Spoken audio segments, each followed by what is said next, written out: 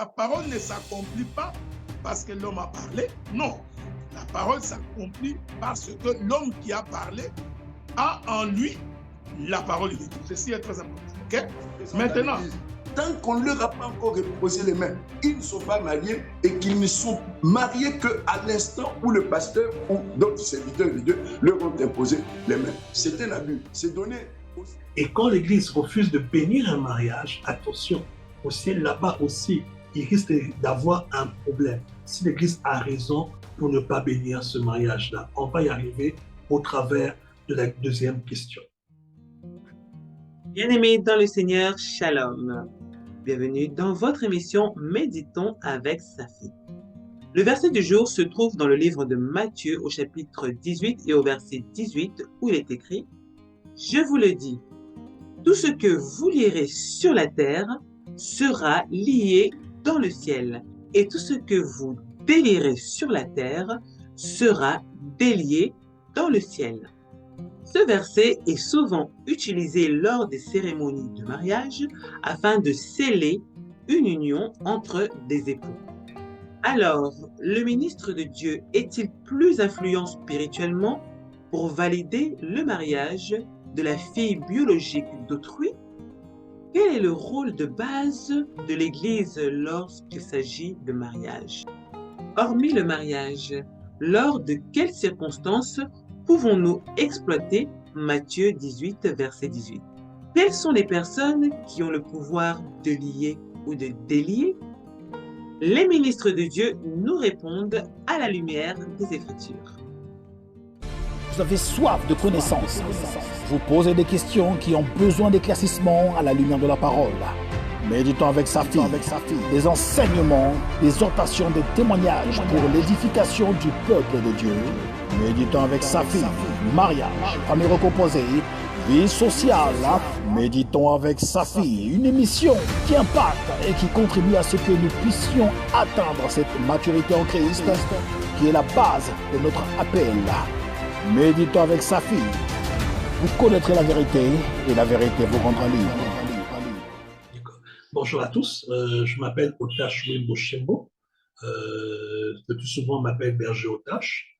Je suis apôtre de ministère par la grâce de Dieu et pasteur responsable de l'église ADPN, Assemblée des Premiers-Nés, ici en RDC Kinshasa.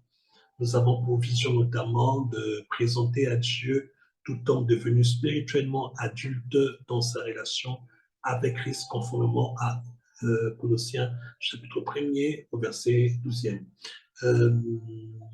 Par rapport à notre personne, voilà ce que nous pouvions dire en gros et qui soit le plus essentiel.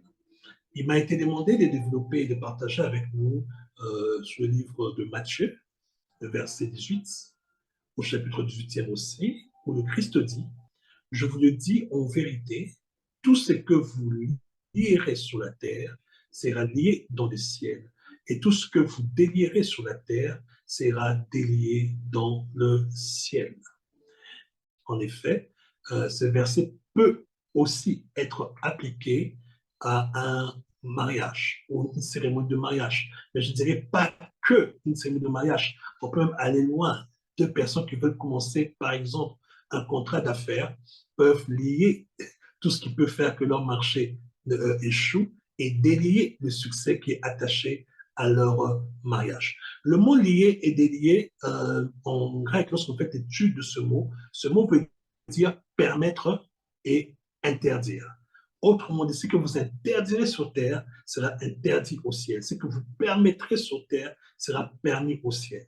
Mais quand on fait une étude plus avancée de ce verset, il dit ceci, il dit en réalité, tout ce que vous aurez interdit sur la terre aura été interdit déjà préalablement au ciel. Et ce que vous permettrez sur la terre sera préalablement permis au ciel. Je m'explique.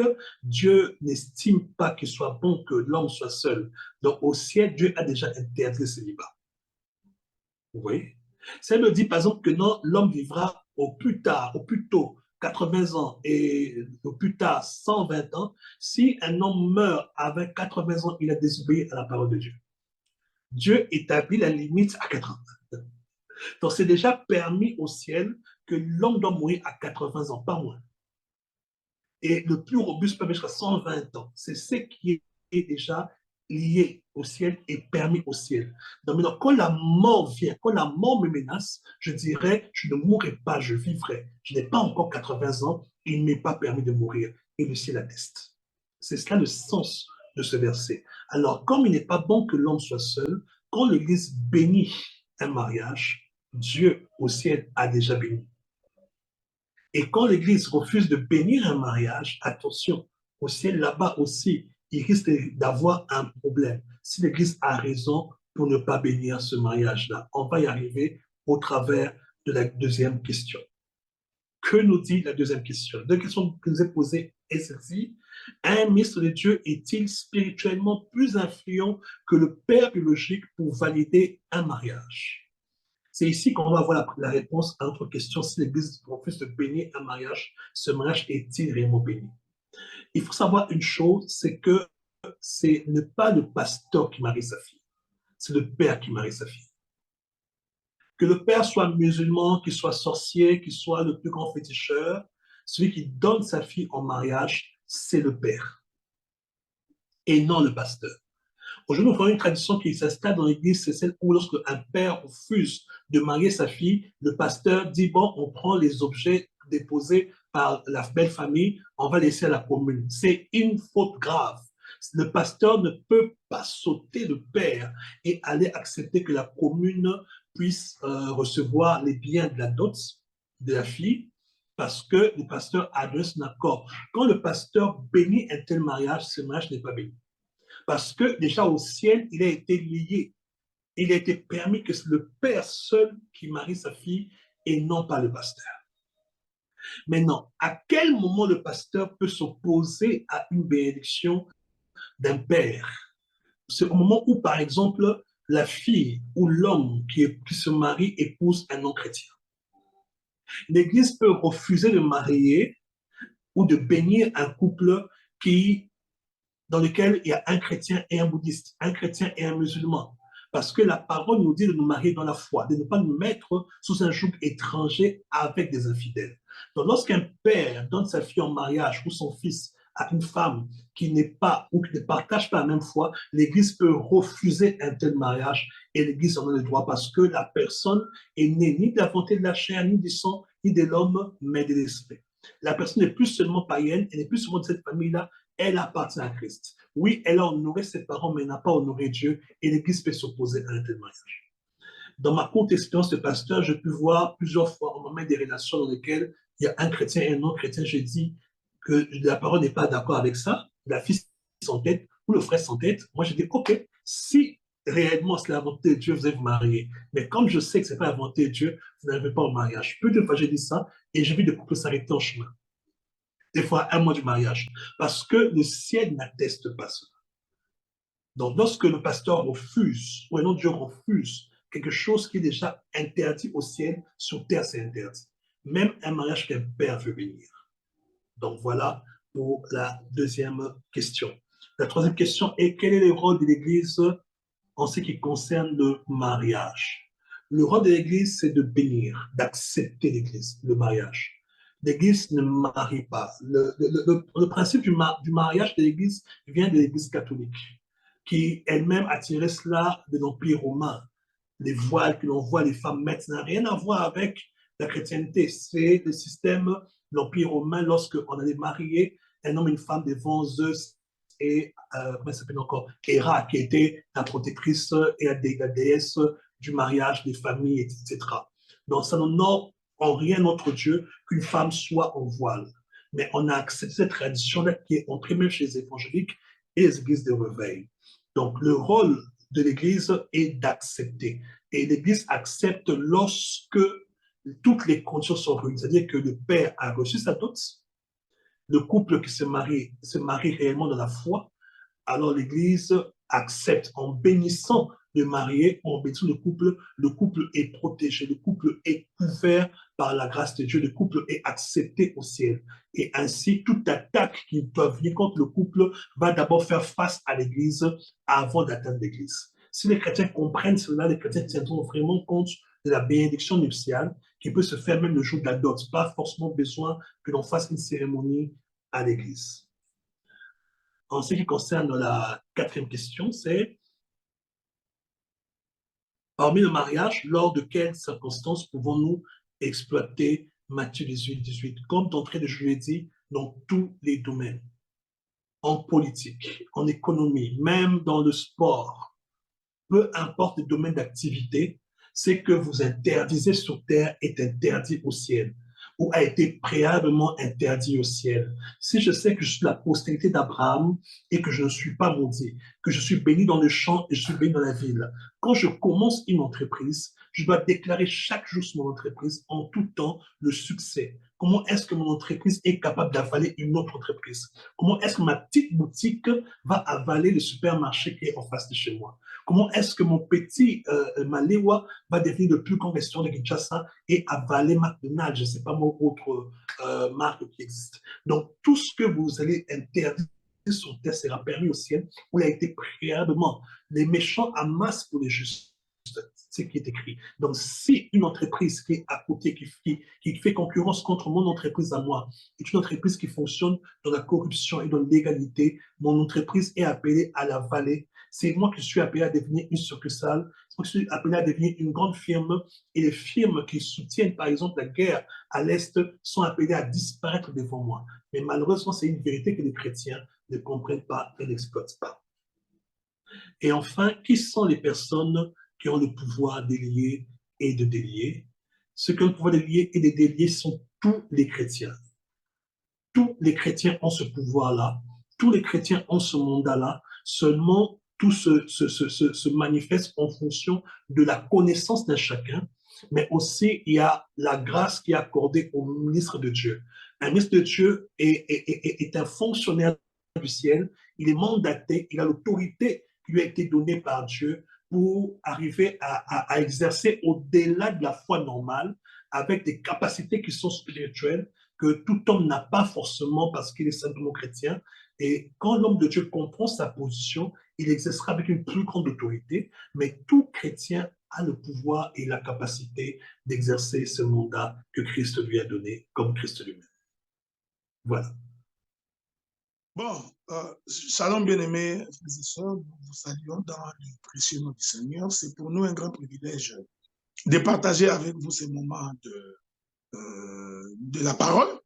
Nous espérons que le Seigneur vous édifiera pendant notre intervention. Nous avons une série de questions qui nous ont été posées, donc nous allons essayer de répondre à ces questions-là. La première question, c'est dans le livre de Matthieu, chapitre 18, verset 18. Souffrez que je puisse lire l'Écriture. Il est écrit, je vous l'ai dit en vérité, tout ce que vous lierez sur la terre sera lié dans le ciel, et tout ce que vous délierez sur la terre sera délié dans le ciel. Comment comprendre cette écriture? C'est simple. Pour comprendre cette écriture, il faut remonter les textes. OK? Vous remontez les textes, vous allez vous rendre compte que la Bible dit qu'un homme, si un homme a péché, il est donc demandé à celui qui n'a pas péché d'aller vers lui. S'il ne les convainc pas de son péché, il pourra appeler un deuxième témoin.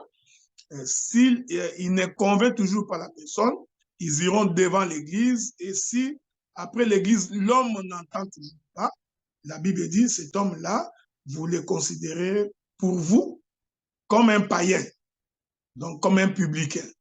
C'est alors que vient cette écriture qui dit, ce que vous lierez sur la terre sera lié dans le ciel, et ce que vous délierez sera délié. Donc, pour comprendre cette écriture, c'est simple. L'homme qui a péché, nous comprenons que c'est Adam, c'est toute l'humanité. L'homme qui va vers cet homme qui avait péché, nous comprenons que c'est Dieu qui vient pour récupérer son peuple. Ce peuple-là, c'est la maison d'Israël. Il n'a pas cru la première fois, la deuxième fois et la troisième fois. Il ne s'est pas repenti. Nous comprenons que c'est tout le temps que Dieu a envoyé les prophètes visiter Israël pour qu'Israël revienne à la maison. Israël n'est pas revenu. Et l'Écriture dit, à ce titre-là, considérez-les comme un païen. C'est-à-dire, Dieu vient de tourner les dos à Israël pour aller chercher la femme, l'Église, les nations que nous sommes. Donc, l'Écriture qui précise que ce que vous lierez sur la terre sera lié au ciel, cette Écriture est en rapport avec le plan de la rédemption. Il est important que vous puissiez d'abord saisir la pensée de Matthieu, chapitre 18, verset 18. Ça, c'est un fait. Deuxième élément, quand vous lisez votre Bible, parce que j'ai une deuxième question qui m'a été posée, ok? C'est la question qui m'a été posée de savoir à quelles circonstances pouvons-nous appliquer cette écriture. Il faudrait, bien aimé saint, retenir que Dieu, au commencement, il créa les cieux et la terre. Il a d'abord créé les cieux, ensuite la terre, selon la disposition de Moïse. Et l'écriture va prouver que pour que la terre produise de la semence, il faudrait qu'il y ait la pluie qui descende des cieux, selon les livres d'Ésaïe chapitre 55, à partir du verset 10. Ainsi, nous comprenons que la terre ne peut produire que ce qu'elle a obtenu du ciel. Il ne peut pas en être autrement. Ainsi, nous comprenons que l'écriture qui dit ce que vous lierez sur la terre sera lié au ciel, ce que vous délierez sur la terre sera délié au ciel, veut tout simplement dire que l'homme qui existe sur la terre ne peut rien faire s'il ne l'a pas obtenu du ciel. Ici, nous disons le ciel, c'est Dieu lui-même. C'est la parole, selon les livres d'Ésaïe chapitre 55. Donc, c'est la parole qui nourrit la terre. C'est la parole qui fait germer les plantes. C'est la parole qui fait vivre la terre. Souvenez-vous de ce que Dieu a dit à Israël. Si vous vous détournez de mes voies, si vous n'observez plus ma parole, je fermerai les ciels pour vous. Une fois que le ciel est fermé pour vous, votre terre deviendra désertique. Vous comprenez? Ainsi, nous croyons que celui qui a la parole de Dieu, il peut prononcer une parole et la parole ne peut que s'accomplir. La parole ne s'accomplit pas parce que l'homme a parlé. Non, la parole s'accomplit parce que l'homme qui a parlé a en lui la parole de Dieu. Ceci est très important. Ok? Maintenant, quelqu'un a voulu savoir, dans cette même logique, de comprendre quelle est l'influence du pasteur en ce qui concerne l'écriture, ce que vous lirez sur la terre sera lié au ciel et vice-versa, dans un mariage. Il est important de comprendre que aucun pasteur ne peut lier un mariage. Okay? La Bible d'ailleurs dit, ce que Dieu a uni, aucun homme ne peut le séparer. Donc, celui qui unit en lien dans les relations du mariage, c'est l'Éternel Dieu. Ainsi, nous comprenons, le choix d'une femme, comme le choix d'un mari, est fonction de ce que Dieu a décidé de par lui. C'est pourquoi quand vous lisez la Bible ou les Écritures, vous vous rendrez compte que celui qui a amené Ève vers Adam, c'est Dieu. Lorsque le serviteur le plus ancien de la maison d'Abraham est allé pour épouser la femme pour Isaac, il a juré sur la puissance d'Abraham que je trouverai une femme pour le fils de mon Seigneur. Donc, il marche avec Dieu. Même lorsqu'il est arrivé devant le puits, il a prié Dieu pour que la femme qu'il aura choisie soit véritablement la femme que Dieu a voulu pour les fils de son Seigneur. Ainsi, nous disons clairement. Donc, le pasteur, ce n'est pas lui qui lie les mariages. Ce n'est pas lui qui met en relation un homme et une femme. Mais il faut faire très attention. Parce qu'il y a toujours la responsabilité du ministre dans le choix. Quelle est cette responsabilité? Cette responsabilité, nous l'avons de par l'enseignement. C'est-à-dire que quand nous enseignons au peuple, quand nous enseignons aux jeunes frères comme aux jeunes sœurs, nous leur décrivons les modèles d'un bon mariage. Je vais essayer de m'exprimer le plus simplement possible. Tu ne prendras pas pour femme à mon fils les filles des Cananéens. Pourquoi? Parce qu'elles sont mal réputées. Ils ont mauvaise presse. Donc, déjà là, le frère comme la sœur ont l'enseignement que quand tu veux te marier, marie-toi dans le Seigneur.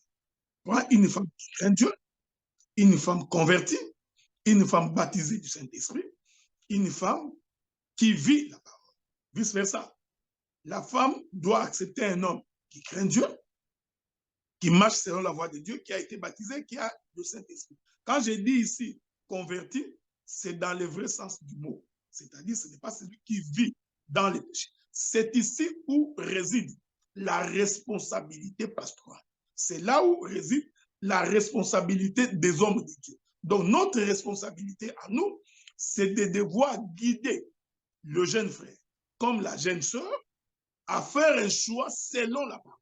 Mais quant à ce qui concerne le choix, nous laissons aux frères, avec Dieu, de l'orienter vers.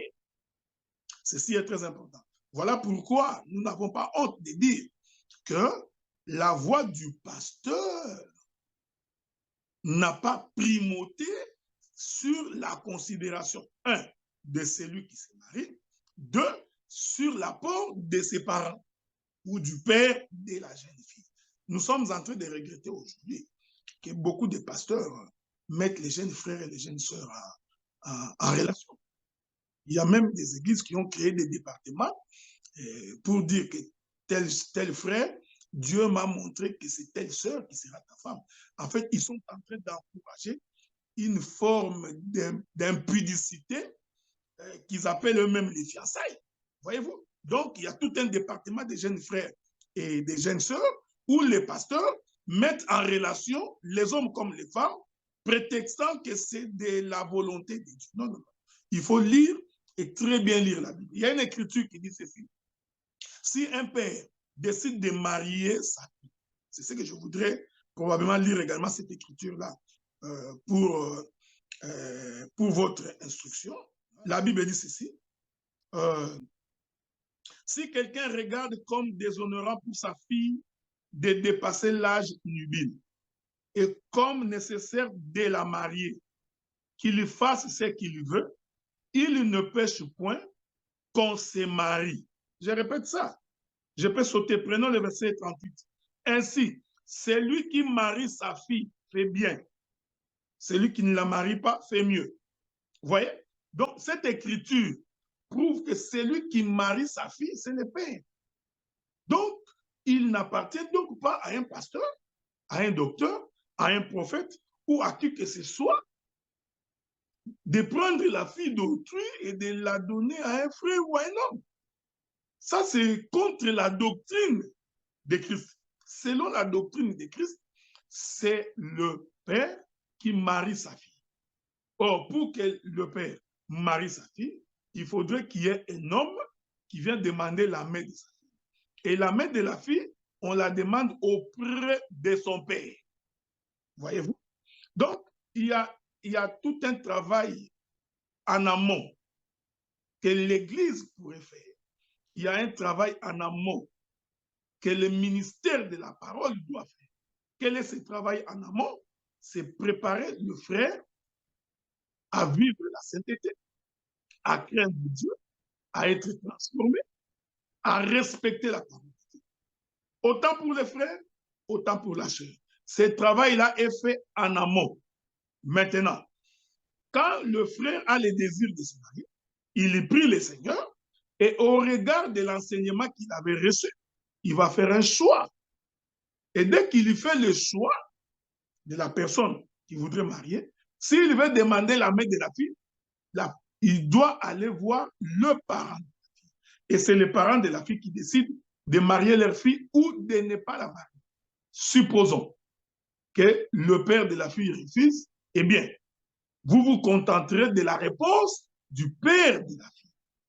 Mais souvenez-vous que la Bible dit que lorsque l'Éternel Dieu agrée la voix du temps, il dispose même ses ennemis en sa faveur. Nous croyons que si c'est Dieu qui a autorisé, si c'est Dieu qui l'a voulu, il fera en sorte que le père de la fille puisse donner sa fille en mariage. Voilà un peu. Je crois que je dois avoir une autre préoccupation que je voudrais également conclure par cette question-là. C'est cette question de savoir qui a le pouvoir ou qui ont le pouvoir de lier ou de délier. Je voudrais dire, ça, ce n'est pas parce que vous avez lu que Dieu, Jésus-Christ a dit à Pierre, que je vous donne la clé de ce jour de mort. Donc, ce que vous lirez. Non, il faut faire très, très attention quand vous lisez les Écritures. Il n'y a que la parole qui peut lier, il n'y a que la parole qui peut délier. Ici, nous voulons dire, en réalité, toute la parole de Dieu donne la capacité de prononcer. Mais là encore, n'oubliez pas, il faut toujours le faire selon la volonté de Dieu. C'est très important. Donc, ce que nous lions et ce que nous délions devrait être selon la volonté de Dieu. Je prends un exemple concret pour finir. La volonté de Dieu est que l'homme et la femme vivent en mariage jusqu'à la fin de leur vie. Sauf en cas d'adultère, il n'y a aucune possibilité pour l'homme et la femme de divorcer. OK? Donc, moi, je ne peux pas me lever en tant que serviteur. Je dis, comme il est écrit, j'ai le pouvoir de délier ou de lier. Alors, je décide que vous divorciez. Donc, je vous délie. Non. Donc, vous voyez, cette manière est en désaccord avec la pensée de l'Écriture. Vous voyez? Donc, en réalité, lier ou délier est fonction de ce que Dieu a prononcé, de ce que Dieu a dit dans sa parole. Donc, ici, faudrait-il encore savoir qu'est-ce qu'on entend par lier et délier. C'est très important. Mais en ce qui concerne les mariages, qu'ils soient actés, il n'en était pas comme ça au commencement. Au commencement, Dieu, c'était le père d'Ève, c'est Dieu qui a marié Ève à Adam. Aujourd'hui, c'est le père de la fille qui marie sa fille à l'homme. Et l'homme, pour se marier, doit aller demander l'avis du parent de la fille. Je voudrais conclure. Je conclue. Ici, il ne faudrait pas oublier l'importance du ministère de la parole, c'est-à-dire l'importance des hommes de Dieu. Vous pouvez nous demander conseil, parce que nous gérons une église, 2 ou 3, 4 églises. Nous connaissons généralement, quand on est pasteur, on doit connaître les filles ou les sœurs qui sont dans l'église, leur comportement, leurs attitudes. À ce titre-là, nous pouvons orienter les frères pour lui dire, si tu vas avec telle sœur, voici comment elle est, elle n'est pas encore totalement convertie, voici la manière de la vie, voici la vie qu'elle mène. Donc, nous allons juste attirer votre attention pour ne pas tomber et commencer à pleurer demain. Bon, là encore, c'est sérieux parce que si lui-même, le pasteur, a les regards sur la fille, donc il pourra même te décourager pour ne pas y aller. On a connu des cas comme ça. Le pasteur lui-même, il a les yeux rivés sur la fille, alors il s'arrange pour décourager tous les frères qui viennent demander conseil. Voilà, bien aimés frères et sœurs, j'ai essayé, donc, dans la mesure du possible, répondre à toutes ces préoccupations. Nous vous encourageons donc à suivre toujours nos interventions sur notre chaîne préférée, Méditons avec Safi, hein, la bien de Sœur Esther. Donc, et vous ne serez pas déçus. Que la paix de Dieu soit avec vous et que Dieu vous garde. Nous vous souhaitons la bonne fête de bonne année, mes meilleurs vœux. Bien, je rends grâce au Seigneur de ce qu'il m'offre de pouvoir m'exprimer sur cette question importante. En fait, tout ce qui concerne la parole de Dieu, tout ce qui touche à l'Église, tout ce qui touche au nom du Seigneur Jésus, tout ce qui touche à la vie de son peuple est important. Donc là, je suis appelé à m'exprimer sur Matthieu chapitre 18, verset 18. Je le lis d'abord, Matthieu 18, verset 18. Je vous le dis en vérité, tout ce que vous lirez sur la terre sera lié dans le ciel, et tout ce que vous délirez sur la terre sera délié dans le ciel. Alors, c'est un passage qui est abusivement, n'est-ce pas, employé lorsqu'il s'agit du mariage, lorsqu'il y a cérémonie de mariage à l'église. J'ai dit abusivement parce que dans ce passage, si nous prenons les versets qui précèdent, il n'est pas question du mariage. De quoi est-il question? Nous commençons par le 16e verset. C'est Jésus qui parle. Mais si ton frère, verset 15, si ton frère a péché, va et reprends-le entre toi et lui seul. S'il t'écoute, tu as gagné ton frère. Mais s'il ne t'écoute pas, prends avec toi 1 ou 2 personnes, afin que toute l'affaire se règle sur la déclaration de 2 ou de 3 témoins. S'il refuse de les écouter, dis-le à l'Église. Et s'il refuse aussi d'écouter l'Église, qu'il soit pour toi comme un païen et un publicain. Je vous le dis en vérité, tout ce que vous lirez sur la terre sera lié dans le ciel et tout ce que vous délirez sur la terre sera délié dans le ciel. J'aimerais d'abord signaler qu'il y a un abus, non seulement sur ce passage, sur bien d'autres aussi. Il y a beaucoup de lieux communs comme ça dans les églises, des gros abus qui ont donné lieu à des hérésies monstrueuses dans les églises et qui ont nui au fonctionnement et à la vie du peuple de Dieu. Pourquoi? Mais simplement parce que souvent nous ne comprenons pas sous quelle forme la parole de Dieu nous est donnée à nous qui sommes disciples de Jésus. Sous quelle forme la parole de Dieu nous parvient-elle? Eh bien, la Bible nous révèle que c'est sous forme d'instruction. Il s'agit d'une série d'instructions du Seigneur à son peuple. C'est ce que l'apôtre Paul nous dit dans la première épître aux Corinthiens, au chapitre 11, où il dit, au verset 2, « Je vous loue de ce que vous vous souvenez de moi à tous égards et de ce que vous retenez mes instructions telles que je vous les ai données. » Donc, la parole de Dieu nous est donnée sous forme d'instruction. Donc, ce n'est pas tellement une parole qui doit donner lieu à des débats, à des interprétations. Nous aimons bien le mot interpréter. Eh bien, notre rôle n'est pas d'interpréter la parole de Dieu, mais d'en donner simplement connaissance au peuple de Dieu. Parce que la parole de Dieu est donnée à l'Église sous forme d'instruction. Et si nous revenons à Matthieu chapitre 18, eh bien, dans cette portion de l'Écriture, l'instruction concerne un sujet précis. On n'y parle pas de mariage, ça n'a rien à voir avec le mariage. On ne devrait pas déborder de ce cadre-là pour appliquer ce passage, Matthieu chapitre 18, verset 18, à une autre situation, parce que dans le contexte, il s'agit bien du fonctionnement du peuple de Dieu, du fonctionnement de l'Église en tant que maison de Dieu, du fonctionnement de la communauté évangélique et tout particulièrement de la discipline au sein de l'Église. C'est par là que le Seigneur commence au verset 15. Si ton frère a péché, va le trouver. Parle-lui. S'il se laisse gagner, c'est-à-dire s'il se répand, eh bien, il n'y a pas de problème. La communion avec l'Église continue. S'il ne t'écoute pas, cherche deux autres témoins, 2 ou 3 témoins, parce que là, c'était aussi la règle chez le Seigneur, que toute affaire se règle sur la base du témoignage de 2 ou de 3 personnes. Alors, s'il refuse aussi d'écouter ces 2 autres ou 3 autres personnes, eh bien, là, tu les défères devant la communauté. Il faut que l'Église l'entende à ce moment-là. Et s'il refuse d'écouter l'Église, eh bien, vous n'avez pas d'autre choix que de le considérer comme un païen et de rompre la communion avec lui. C'est le sujet que Paul traite aussi dans la première épître aux Corinthiens, au chapitre 5. Il s'agit bien de la discipline au sein de l'Église, n'est-ce pas? De l'attitude à avoir à l'égard d'un frère récalcitrant qui refuse, n'est-ce pas, de se laisser reprendre par ses frères et ensuite par la communauté tout entière. C'est alors que le Seigneur dit, dans ce cadre-là précis, n'est-ce pas, de la discipline, quand il refuse d'écouter l'Église, eh bien, ce que vous liez à son égard dans ce cas-là, n'est-ce pas, sur la terre, est lié aussi au ciel. C'est-à-dire que le ciel entérine cette décision. Le ciel l'agrée et l'entérine.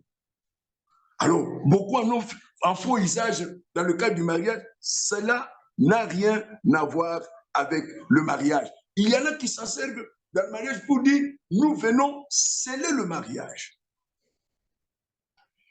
Et là aussi, c'est un abus qui s'est introduit dans les églises, que l'on a perpétué, donnant à l'église un pouvoir que le Seigneur ne lui a pas donné. Le mariage est conclu lorsque les 2 familles s'accordent sur le mariage. C'est très important de le dire. Il y a mariage lorsque le frère et la sœur se sont engagés et ont obtenu l'accord des 2 familles. Enfin, dans le contexte d'ici chez nous, l'accord clair, explicite des 2 familles. Lorsque les 2 familles s'accordent pour dire, nous reconnaissons que ces 2 personnes sont mariées. L'Église prend acte du mariage. L'Église ne scelle pas le mariage. L'Église prend acte du choix des 2 conjoints et de la caution familiale qu'ils ont reçue de leurs familles respectives. L'Église prend acte, n'est-ce pas, de cette relation-là, de ce mariage-là, et demande que le Seigneur accorde sa bénédiction à ces 2 couples, enfin à ces 2 partenaires qui viennent de s'engager ainsi. C'est très important à dire. Donc, l'Église ne scelle pas le mariage. Il y a eu un abus qui se perpétue malheureusement dans beaucoup de milieux où l'on pense que c'est l'Église qui, en fait, scelle le mariage. Sous-entendu, avant que l'Église n'intervienne, il n'y avait pas mariage et il n'y a plus mariage, il n'y a mariage que dès l'instant où l'Église intervient par ce que nous appelons communément la bénédiction nuptiale. Eh bien, c'est un abus. C'est un abus qui nous vient notamment de chez les catholiques. Il y en a beaucoup qui n'aiment pas les catholiques, mais qui ont gardé une grande partie du logiciel de l'Église catholique qui fonctionne avec ce qu'ils appellent chez eux les sacrements. N'est-ce pas? Les sacrements. Et le mariage chez les catholiques est l'un de ces sacrements. Comme l'ordination, d'ailleurs, nous avons eu l'occasion d'en parler dans une autre émission, comme l'ordination. Donc, on suppose que ces deux personnes qui se présentent à l'église, tant qu'on ne leur a pas encore posé les mains, ils ne sont pas mariés et qu'ils ne sont mariés qu'à l'instant où le pasteur ou d'autres serviteurs de Dieu leur ont imposé les mains. C'est un abus. C'est donner aux serviteurs de Dieu en question et à l'église un pouvoir que le Seigneur ne leur a pas donné. Je répète que l'église prend acte du mariage et implore la grâce du Seigneur pour que le Seigneur accorde aux deux mariés, n'est-ce pas, sa bénédiction pour la suite de leur pèlerinage ensemble. Alors, quel est le rôle de l'Église en ce qui concerne le mariage? Je viens de le dire. L'Église prend acte du fait que deux de nôtres, c'est-à-dire un frère et une sœur, deux enfants de Dieu, se sont engagés dans le mariage et l'Église célèbre cet acte-là en demandant la bénédiction du Seigneur Jésus. Comme la Bible le dit d'ailleurs, hein, que le mariage soit honoré de tous, c'est-à-dire que le mariage a d'abord été accepté par la famille, honoré par la famille et par les autorités publiques, parce que la Bible le dit, rendez à César ce qui est à César et à Dieu ce qui est à Dieu. Et bien, quand on a honoré César par un mariage civil, dans le pays où c'est organisé, parce qu'il y a des pays où les deux sont mélangés, hein, le mariage civil et le mariage, ce qu'on appelle communément le mariage religieux. Il y a des pays où le mariage religieux tient lieu aussi d'actes de mariage au point de vue civil. Eh bien, l'Église, son rôle, c'est celui-là. Elle prend acte de ce mariage et le recommande à la grâce de Dieu pour que Dieu bénisse les deux mariés, leur accorde ce qu'il a promis au mariage.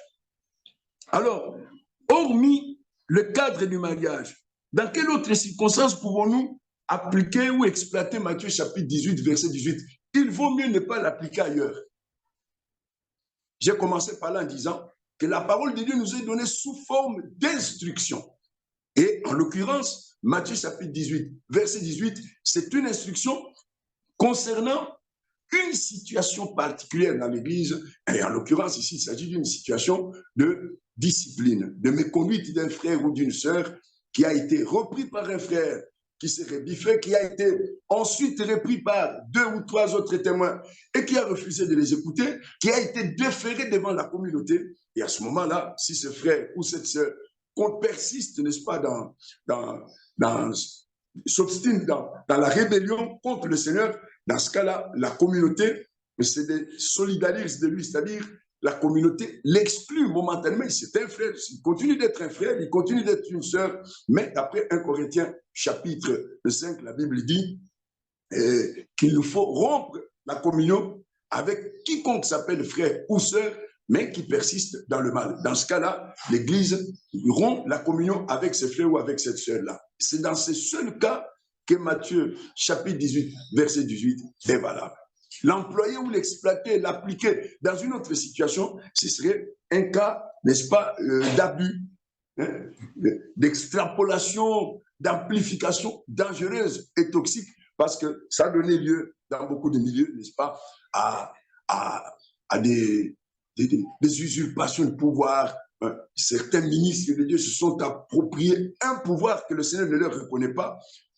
Et en prenant ce passage et en l'appliquant dans d'autres situations, on sort du cadre de l'instruction telle qu'elle a été donnée par le Seigneur lui-même. Donc, c'est cela que je peux dire en m'exprimant sur... Alors, quelles sont les personnes qui ont le pouvoir de lier ou de délier? Manifestement, une lecture honnête, logique de ce passage reconnaît ce pouvoir à la communauté, à l'Église. Pas une seule personne. à l'église. En tout cas, si nous suivons le cheminement, Matthieu chapitre 18, à partir du 15e verset, il y a cette progression qu'il faut suivre. Tu vas voir, tu vas trouver ton frère, tu essaies de le reprendre, il se rebiffe.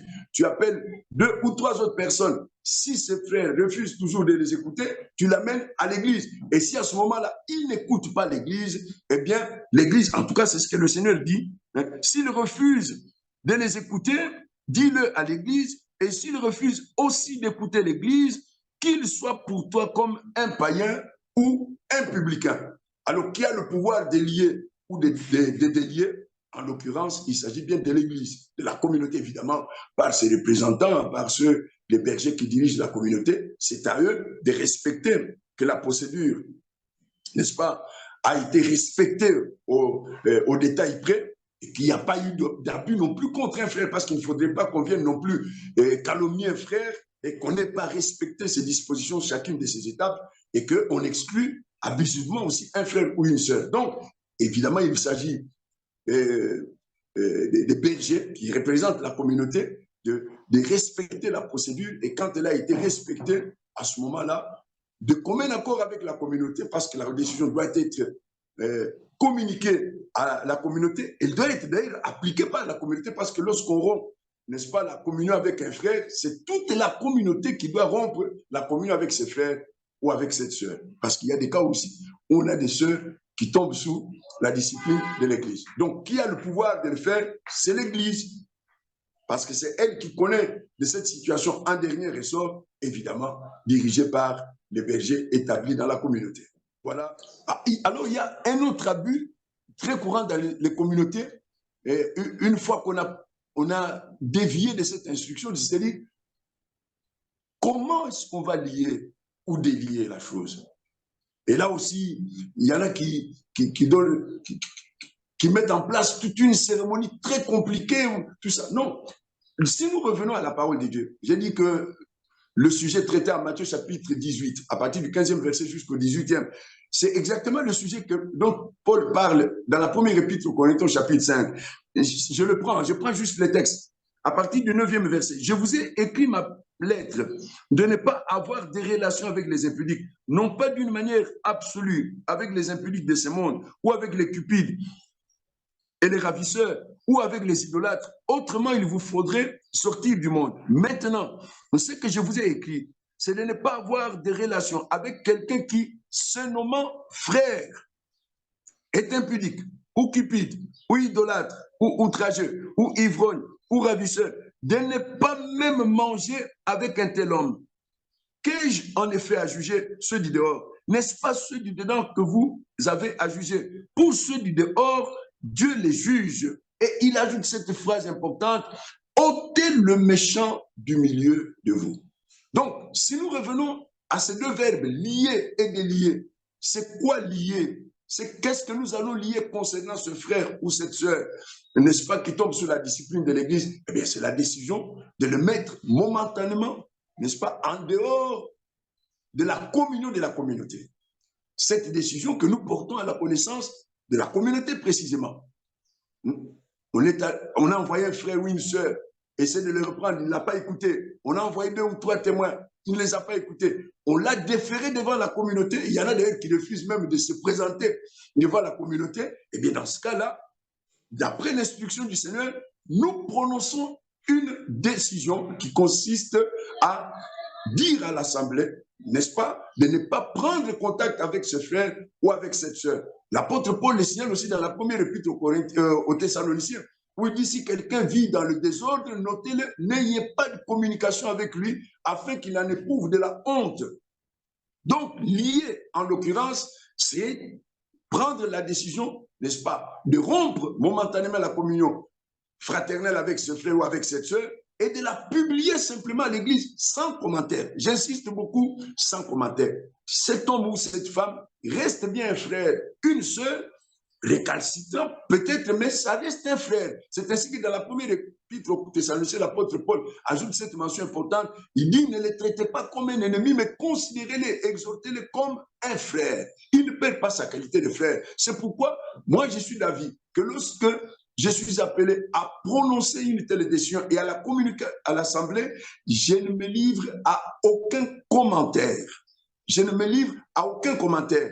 Je me borne à publier la décision. C'est de cette manière-là que nous lions. Et quand le frère ou la sœur fait preuve de repentance, revient à l'église, eh bien, nous ne devons pas lui poser des conditions supplémentaires. C'est un frère, c'est une sœur. Nous avons la très fameuse parabole de l'enfant prodigue. Dès qu'il revient à la maison, le père ne lui pose aucune condition supplémentaire.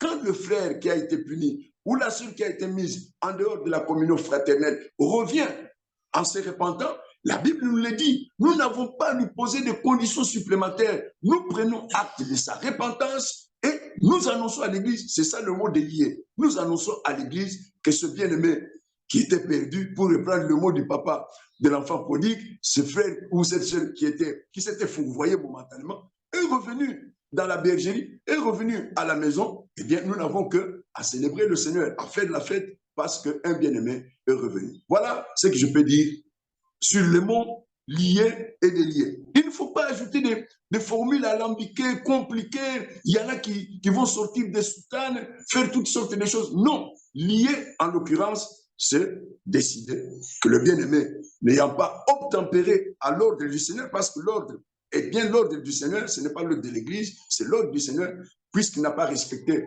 l'ordre du Seigneur, il est momentanément mis à l'écart de la communauté, en dehors de la communion. Je parle bien d'être en dehors de la communion parce que momentanément, on rompt toute communion avec lui, mais si le frère revient, si la sœur se répand, eh bien nous délions, c'est-à-dire nous l'accueillons à nouveau dans la maison du Seigneur, nous l'accueillons à nouveau dans notre communion fraternelle. Voilà, c'est ce que je pouvais dire sur ces sujets extrêmement simples mais très importants. Merci de nous avoir suivis. Si vous vous posez d'autres questions, n'hésitez pas à le faire en commentaire. Aussi, n'hésitez pas à vous abonner à la chaîne YouTube Méditons avec Safi et à cliquer sur la cloche de notification afin de recevoir nos avertissements en temps et en heure. Que Dieu vous bénisse et à très prochainement. Et deuxièmement, que l'offrande doit être spontanée. Spontanée. Il n'est lié ni à une date précise, ni à un lieu précis. C'est un acte courant, ordinaire de reconnaissance envers notre Dieu. Et troisièmement, il n'appartient à aucune personne, n'est-ce pas, de codifier cette offrande-là, n'est-ce pas, d'en faire une sorte de marchandage où on intimide les gens. Attention, on est à la fin de l'année. Il y en a qui disent, si tu donnes ça, Dieu va te préserver la fin de l'année, tu n'auras aucun ennui, aucun problème. D'autres qui disent, écoutez, vous avez eu 12 mois, maintenant là, sur tout ce que Dieu vous a donné, venez aussi donner quelque chose à Dieu. Non, Dieu n'impose pas une espèce de fiscalité à son peuple. Ça, c'est très important. Même sous la première alliance, le système d'offrande était un système qui avait pour but de nourrir la relation avec le Seigneur, mais ce n'était pas une sorte de fiscalité que Dieu imposait à son peuple. Alors pour tout dire, en conclusion, il y a beaucoup d'abus dans les églises aujourd'hui, où le prédicateur aimerait bien se faire payer à la fin de l'année, et bien en se servant du nom du Seigneur, attention, nous sommes à la fin de l'année, toi qui as reçu ceci, qui as acquis cela, toi qui as bâti une grande maison, qui a une nouvelle voiture, écoute, où est la part du Seigneur?